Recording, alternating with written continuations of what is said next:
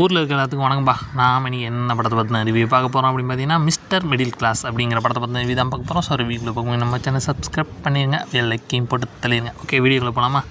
So இந்த படத்துடைய கதை என்ன அப்படின்னு பார்த்தீங்கன்னா நம்ம ஹீரோ நம்மளை மாதிரியே ஒரு மிடில் கிளாஸ் ஆளாக இருக்காப்புல. ஸோ அவர் எப்படியாவது வாழ்க்கையில் முன்னேறணும்ப்பா அப்படின்னு போராடிட்டும் இருப்பாப்புல.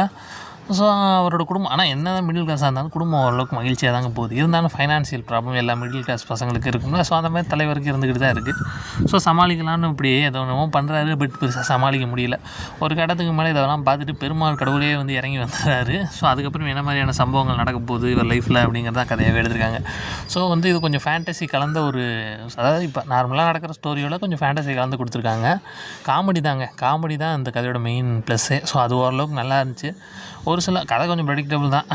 இதெல்லாம் இந்த மாதிரி கதைகள்லாம் நம்ம ஊரில் 90கள் 2000 தொடக்கத்துலவே நிறைய இந்த மாதிரி நம்ம ஊர்லலாம் கதை எடுத்திருக்காங்க.